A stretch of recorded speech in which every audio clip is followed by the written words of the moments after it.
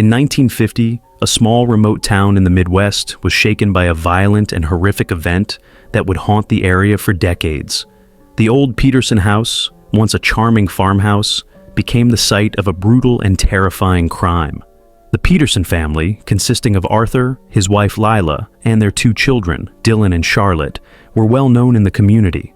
Arthur was a successful farmer, and the family was loved by everyone who knew them. But one fateful night, that all changed. Late one evening, a neighbor, Jacob, heard strange noises coming from the Peterson house. The wind howled, and the moon was hidden behind dark clouds, casting an unsettling shadow over the land. Jacob, worried about his friends, decided to check on them. As he approached the house, the door was slightly ajar, which struck him as odd, as the Petersons were known for locking their doors every night without fail. Inside, the house was eerily quiet. The faint smell of decay lingered in the air, and the warmth of the hearth had turned to cold. Jacob ventured through the house, calling out for Arthur, but there was no response. Then he heard it, the soft sound of whispers, barely audible, as if someone was trying to speak without being heard. Following the noise, he reached the basement door. His hand trembled as he pushed it open, revealing the dark, damp stairs that led into the gloom below. Jacob slowly descended the stairs, the whispers growing louder, until he finally reached the basement.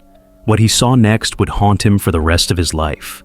The Peterson family, along with their dog, were found brutally murdered, each body in a twisted, unnatural position. Their faces were frozen in expressions of terror, as if they had witnessed something too horrifying to comprehend.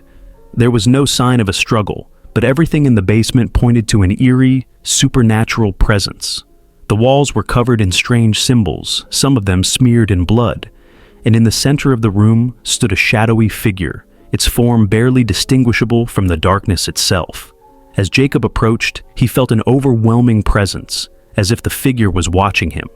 The shadows seemed to move, bending and twisting unnaturally, as if alive. Frightened, Jacob ran from the house, but the whispers followed him. His mind was unraveling from what he had seen.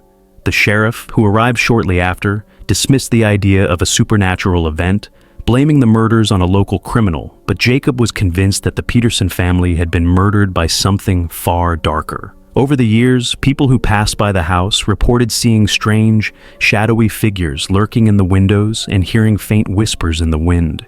It's said that the land itself was cursed, and anyone who dared to live in the Peterson house after the murders would vanish without a trace.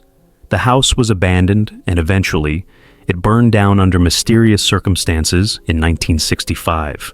The town moved on, but the chilling story of the murdered family and the shadowy figure that haunted the Peterson house would linger in whispers for generations to come. No one ever truly solved the case, and the ghostly presence of the family's spirits is said to still haunt the land to this day, waiting for the next person to come too close to the shadows. If you enjoyed the video, please like, subscribe, and share our channel to support us, so we can continue making more chilling stories for you. Thank you for watching, and enjoy your shadow tales.